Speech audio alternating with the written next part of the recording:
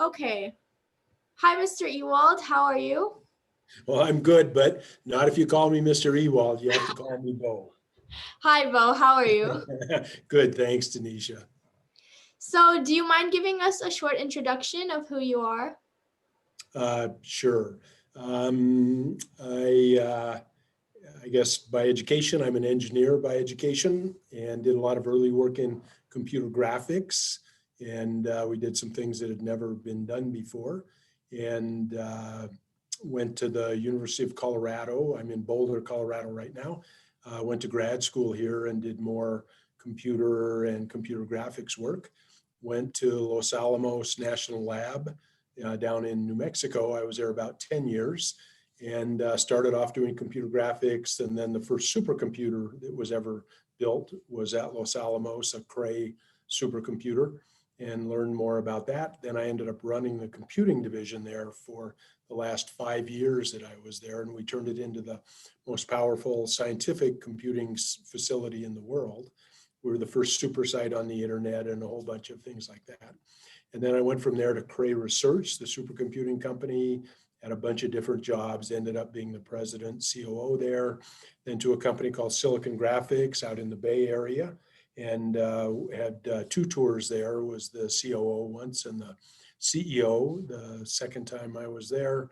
We've had other startup companies. Linux Networks was one oriented toward high performance computing using Linux on commodity servers. We had a company that did the first ever internet postage, so you could buy postage over the internet. We had a company that made very large screen touch sensitive displays that you would see on being used on CNN, for example, during election coverage, and Microsoft bought that.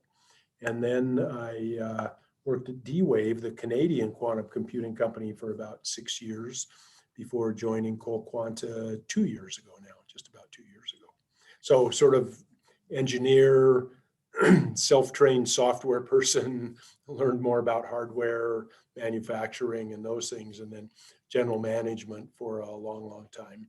I've been on the President's Information Technology Advisory Council, chartered by 2 US presidents, and a whole collection of other things. So it's been a great collection of jobs and really interesting things to do. Great. That is quite a journey. Thank you so much for sharing that. And I very much look forward to learning more about this. So on behalf of Qmunity, we really appreciate this opportunity to educate fellow quantum workers. Speaking of Qmunity, allow me to talk to you a bit about who we are and what we represent. Qmunity is a student-led nonprofit organization that aims to provide and educate emerging technologies such as quantum computing to the youth. Some examples of this are creating courses, bringing guest speakers, and hosting workshops and events as a free resource to anyone and everyone. I'm a content creator at Qmunity, and I make weekly newsletters to educate those on the latest quantum news. That being said, it's great to have someone who's a high-profile entrepreneur and quantum researcher talk about how they got there. So we can just get started. And the first question I have for you is, which industry do you think quantum will advance the most in? Well, there are, when most people say quantum, the second word that usually goes with it is computing, but that's silent. So when people say quantum, they usually are thinking quantum computing, but there's going to be a whole additional set of quantum related products around quantum sensing, really.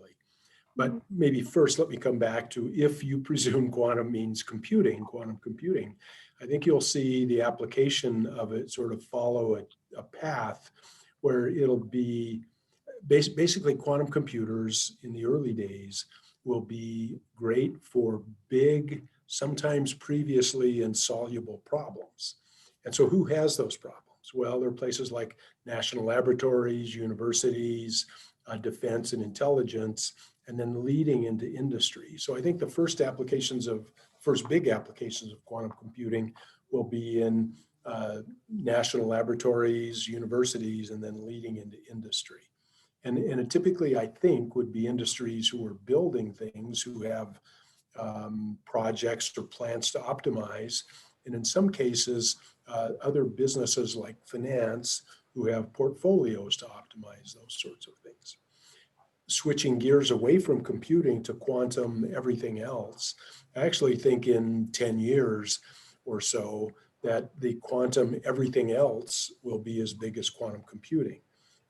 As we talk, I'll show you in a few minutes, I think, a little, some of the things that you can probably do with quantum devices based on these cold atoms that we're doing. And we think you'll be able to create a quantum positioning system, for example, that is more precise than GPS, but doesn't rely on satellites. We think we'll be able to create quantum receivers that are 1,000 times more sensitive to signals than you can build with digital technologies today, and on and on and on and on. So I think there are going to be sort of two major parts of quantum, one around computing, and then secondly around quantum everything else. Okay, great. Thank you so much. And on the topic of that, what are the advantages of cold atom qubits? Yeah, so maybe beyond just cold atom qubits, when you're building a quantum computer, so far at least, they all need to be very cold. The qubits need, the environment needs to be very cold. The qubits need to be identical, and you need to be able to operate between those qubits, and the more qubits that you can have involved in an operation, sort of the more complicated operations that you can do, and probably do your calculation faster. And you need the qubits to be identical and as close to perfection as you can. So in our case, what we do are use individual atoms as a qubit. And I'll show you, hopefully you all can see this, but within this plastic container is a little glass piece of a rectangular piece, maybe that way you can see it. And basically within that glass cell, as we call it, we create a very high vacuum and then inject atoms of a particular element, usually from the left side of the periodic table. And then we use lasers to slow the motion of those atoms and in fact stop them. And in doing that, they become very cold. And then we use another set of lasers to take this cloud of atoms, now very cold and they've stopped, and to be able to separate them. So my fingers have now become lasers, and to separate them, in each of the checkerboards between my fingers, we place a single atom. And that single atom becomes a qubit. And then we can connect those single atoms together with other lasers to perform logic operations and then read out the results after that. So in our case, we don't have to have refrigerators, big refrigerators. We're able to use lasers based on the work of a couple of Nobel Prizes. We're able to stop the motion of atoms and they become extremely cold, very close to absolute zero. The atoms are all identical, so our qubits are perfect to begin with. And then we're able to use other sets of lasers to be able to connect them to perform logic. And one of the advantages to be demonstrated with this technology is it should be more scalable than other technologies. So in our case, I'm sort of representing I guess a 3x3 array here between my fingers. And we should be able to scale to 10x10 arrays, and then eventually, 50x50 and 100x100 or something arrays, probably more quickly than other people can scale up their quantum computers. So big advantages of this are on the from the scientific basis, all of the qubits are atoms, they're all identical. We are able to cool them with lasers, so we don't require a lot of, we don't require refrigeration equipment. And we're able to manipulate them with other sets of lasers, and we think we can then get more logic done per unit time, if you will. And it should be more scalable. There are some challenges with it, and that is that it's very early days here, and that we need to work on the quality of the qubits, and then we need to really be able to demonstrate that the scaling thing that we've talked about will work. But we think we're on a good path and should be able to demonstrate both of those later this year. That sounds amazing. Thank you so much for sharing. And we do know that you were the former president of DWave, so I did want to ask, what was your biggest takeaway from DWave after 6 years of working there? You know, I'm going to go back even before DWave. So in 1983, I was at Los Alamos National Laboratory, and it was the 40th anniversary of the creation of Los Alamos. And one of the early young then scientists at Los Alamos in 1943 was a young physicist named Richard Feynman. And those of you who follow quantum computing, of course, will know his name because he was the one who really came up with the idea of trying to build quantum computers in 1982 and 83. So in 1983, it was the 40th birthday party for Los Alamos National Lab.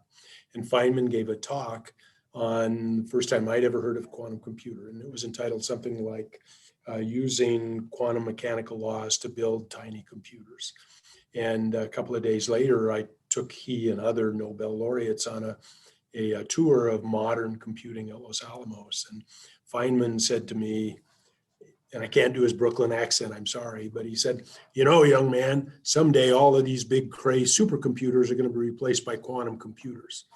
And the only time I ever talked to Richard Feynman, I don't even know what I said back. It was something dumb, I'm sure.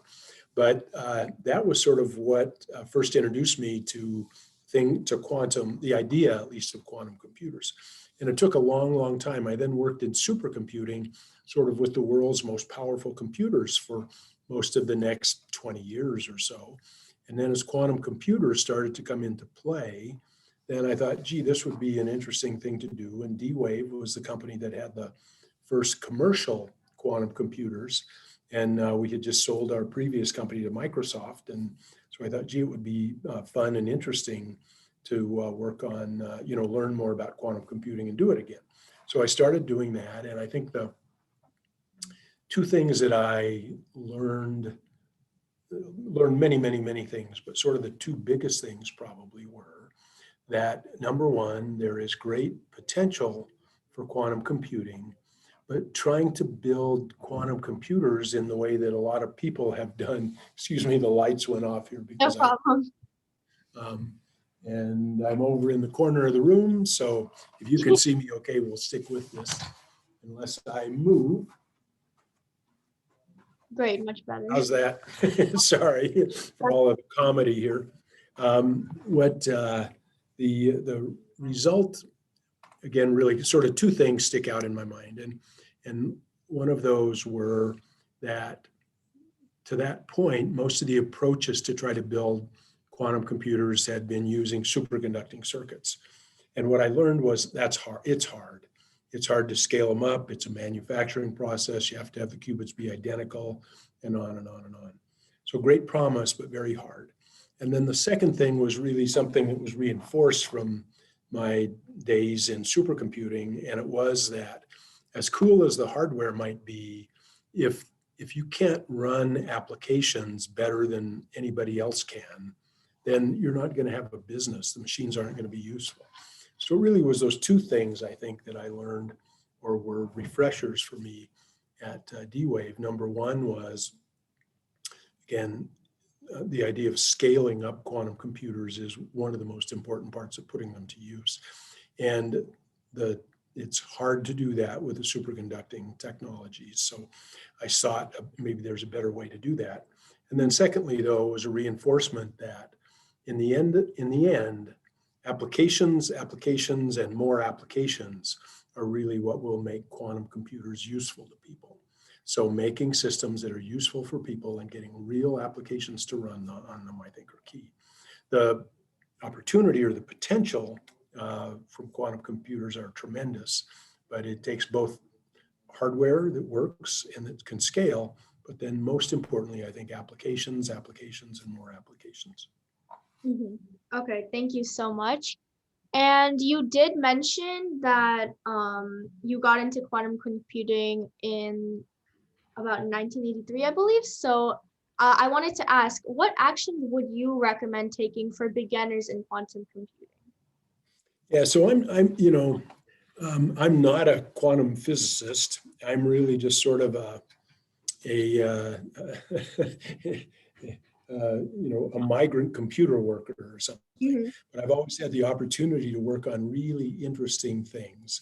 And in what provided me with a good foundation for all of the computing and other things that I've done are to have, and again, I would say that this is for early days of quantum computing.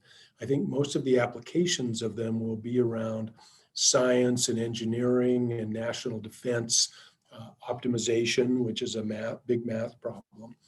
So STEM sorts of applications are the key. So I think a good grounding in, you don't, to use a quantum computer, you don't have to be a quantum physicist. But it helps if you understand quantum a little bit, how qubits might interact, and then how do you program them. So number one, a good strong foundation in one of the STEM areas. And then secondly, I think knowing a little bit about computer architecture helps. And then in the end, they're only going to be, I'm just guessing here, but there'll probably only be, 10 companies in the world or something that ever build successful quantum computers. It's sort of like the regular computing industry. And they'll employ, hundreds of people. So 10 companies, hundreds of people designing the hardware and working on the software. But then when you get out in applications, there'll be millions of people working on the applications of quantum computing. So I think that's where the biggest sort of opportunity is in things quantum, is figuring out how to program them. So understand the basics of computing, a little bit about quantum, but then figuring out how to apply what you know and how to use a quantum computer to solve real world problems. That's where the most of the people will be, I think, working on things quantum, is in the applications area. Okay, thank you. That's some great advice. And I'd like to switch the topic to um, what you think, your personal vision of what the quantum computing industry will look like over the next decade. So this is, of course, only a guess. Mm-hmm. And so today there are a handful, maybe a couple of handfuls of companies working on quantum computing. And I wouldn't be surprised again that the quantum computing will evolve sort of in the same way that traditional, or that really high performance computing evolved over the last 40 or 50 years. So, and I think the model is instructive. This is way before any of your time, and I was just kind of getting started in those days. But in the early days of high performance computing, and computing in general, the computing companies were called the bunch. It was IBM and the bunch, and where the bunch stood for Burroughs, Univac, NCR, Control Data, and Honeywell, plus IBM. So there really were, this was in the US primarily, 6 computer companies, and this must have been in the 1960s leading to the 1970s or something. And I remember that, the acronym, sometimes it was IBM and the 7 Dwarfs or something like that. And I think what you'll see in quantum computing, and I should say, each of them had a different architecture, and each of those machines was better at one thing than the other. The Univac machines might have been better at scheduling airlines or running transaction systems. The NCR systems might have been better at banking, real-time banking transactions. Control Data better at scientific calculations. IBM better at business. And I think what we'll see in 10 years is that there'll probably be different technologies and slightly different quantum computing architectures fielded by different companies. And each of those architectures will be better at one particular set of applications or another. So long way of saying, I think probably, 10-ish or so quantum computing companies with different architectures and technologies. And again, they'll probably be better at one thing or another until there really is a general sort of universal approach to quantum computing that can solve many types of problems. And then we'll see how it goes. So I think it's going to be very exciting for the next few years. I think there will be lots of companies, lots of ideas, and lots of opportunity for all of you. Mm-hmm. So as we talk about the future of quantum computing, I'm sure you know that many companies have, or a few companies have already decided to a handful of companies have claimed to achieve quantum supremacy. So how would you define quantum supremacy? Well, first, I wouldn't. I don't like the supremacy word. And I'm a more, sort of practical, if somebody has a problem, let's figure out how we can solve it. And if it turns out we can solve it better on a quantum computer than any other computer, then great. So the thing I prefer to talk about is quantum advantage as opposed to supremacy. And what I look for basically is, can we take some, at the start, smallish problem, run it on a quantum computer, and get better, faster results than we can on any other computer. And with today's quantum computers, the problems are always small problems. The real breakthrough comes, I think, in a few years, maybe 2 or 3 years, when we're able to take larger real-world problems, put them onto a quantum computer, and actually get better, faster results than you can on any other computer in the world, period, on a real-world problem. So what I look for are quantum advantage on real-world problems. And quantum supremacy, to me, it's an interesting milestone on the road to that, and that it was the first time that our friends at Google demonstrated that you could do a particular problem that was well suited for their computer and not well suited for a traditional computer, that you could do this well suited problem for their quantum machine better than you could do it on a machine that it wasn't suited for. That's interesting, but the real thing to me is running real world applications and being able to demonstrate quantum advantage day in and day out. Then quantum computing will really take off. Okay, thank you so much. So what do you think are some misconceptions people have about quantum computing that you'd address? Yeah, there are sort of two sides to that in my mind. So number one, there has been a tremendous amount of hype about quantum computing. And so one misconception, I think, is if you read some of the articles and all the rest, you would believe that quantum computing is here today and it's able to solve real world big problems and do it instantaneously. It's not. So that's one misconception. And the other misconception I think that people have is that it's going to be, in these early days at least, it's going to be kind of easy and straightforward. And in the early days, it's not. We don't have all of the equivalent of 50 years of development of software tools. Mm-hmm. There are, in traditional computing, the software environment started with, a piece of hardware existed, and then someone wrote an operating system for it, and then a compiler to take some higher level way of expressing a problem, translating the machine, then math libraries, graphics libraries, debuggers, and all of those things came along. Many of those don't exist yet on quantum computers. So I think there will be I think it's going to be a while until we have some of the same sets of tools on quantum computers to make it easier for lots and lots of applications to come on. And I guess related to that, one of the other things is that, in these early days, quantum computers, I think, are going to be fairly specialized. And I think they'll be good at some optimization problems, some parts of AI and machine learning, and probably computational chemistry related problems, quantum chemistry related problems. Probably not so good at balancing your checkbook or at playing iTunes or those playing music or those sorts of things, but probably going to be specialized. But when the breakthroughs come that we talked about with quantum advantage, then those application areas are going to explode. And when the machines become more general purpose, then you'll see them apply to many other sets of problems. So we're on the way for a long journey. We are. You are.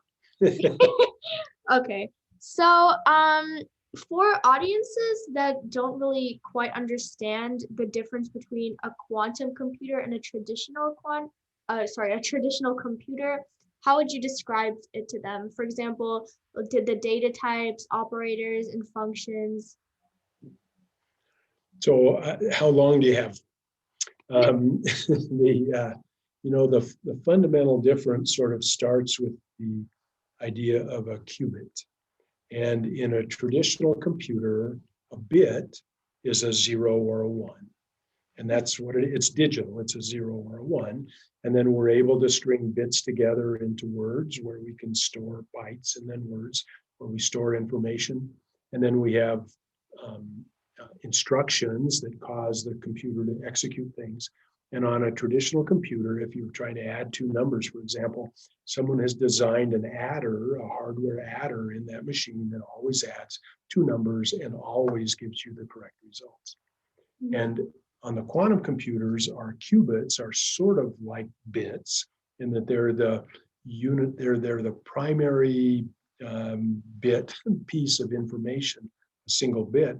But in the case of quantum computers, when these bits are in their quantum state, they're a 0 and a 1 simultaneously using the principle of superposition. So that's number one, a difference is that instead of being a 1 or a 0 distinctly, when our machines start calculating, and all quantum computers operate this way as far as I know, that we start with our qubits in a state of superposition.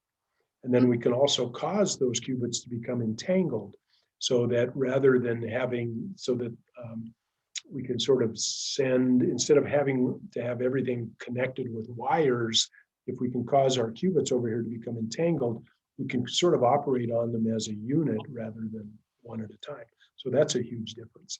And then maybe the third thing I guess I would say is that because of the, with each additional qubit that we add to a quantum computer, the potential power of the machine doesn't just go up by sort of one bit, but it's like it doubles. So you get this exponent as you add more qubits.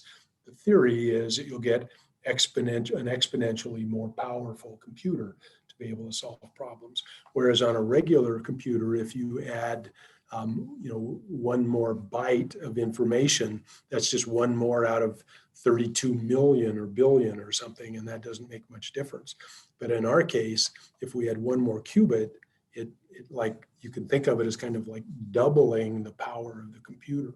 So the power of the computer grows much more rapidly based on adding these qubits. And sorry, I'm going to have to move again to turn.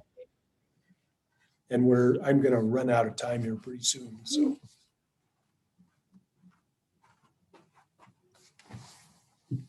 So sort of the bottom line is that the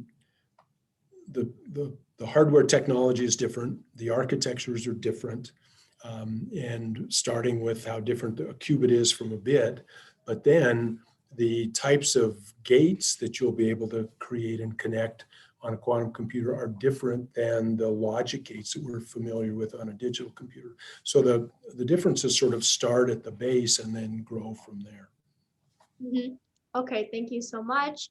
As we move on to our last couple of questions, I think our audience would really like to know how your journey to CEO of two of the biggest quantum computing startups was and what the hardest part of it was.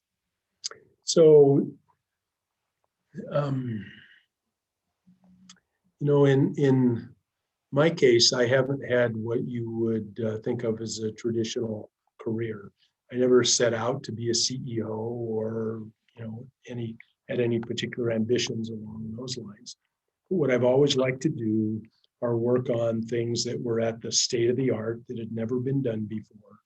And then secondly, things that could be applied to real problems and help people solve their most challenging problems. So that led me from computer graphics to supercomputing to eventually to quantum computing. And so I guess and I've been very lucky. I mean, I'm sort of a product, I guess, of the American system. No disrespect intended for any other systems, but I was fortunate enough to, I went to public schools, went to a public university, had a National Science Foundation fellowship to go to grad school, worked I was in the military, worked for the government at Los Alamos and a collection of other things. But what I always did was within that American system was to work on ever more challenging problems and not be afraid of them. And what it turned out, I guess, as I went along, was I was okay at sort of organizing things and working with people to accomplish things. And then as I went along, as you sort of move into management or leadership roles, being able to, if we had a problem, let's put it out on the table, let's get everybody's thoughts about it, come to a conclusion, and then come up with a plan and actually implement what it was that we were talking about. So, and that's kind of what, what business is like, is what is it that we're trying to achieve? What are the different ways we could do it? What do you all think? And then now let's come together, figure out a path, and then what's our execution plan, and let's get going and do it.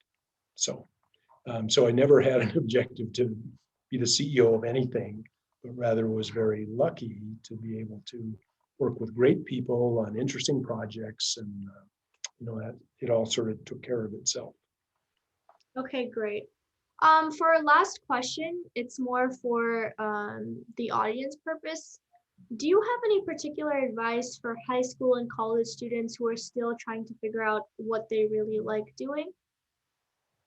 I don't have any good advice, but this is what I learned, was it doesn't hurt one bit to try it when you're you all's age. Try a bunch of different things, because I think it's as important to find out what it is that you don't like to do as well as what you do like to do. So I had a whole bunch of different jobs as I was growing up, ranging from, being a newspaper delivery boy to selling peanuts, popcorn, and Cracker Jack at baseball games to, doing a collection of other things. And eventually, by doing all of those things, I, through a circuitous route, came upon this using the computer to be able to draw pictures, what we call computer graphics today. And we did a lot of early work in that. And then that opened up my mind to sort of applied computing. And then I followed that path. So I haven't done any of the real engineering work that I was trained in a long, long time ago, forever. But I became sort of a software engineer and did this early computer graphics. And I guess the other thing I would suggest to people is, again, so don't be afraid to try things. And if, and by crossing things off the list, well, okay, I don't want to do that forever after. And when you do find something, though, hopefully it's something that you'll be passionate about.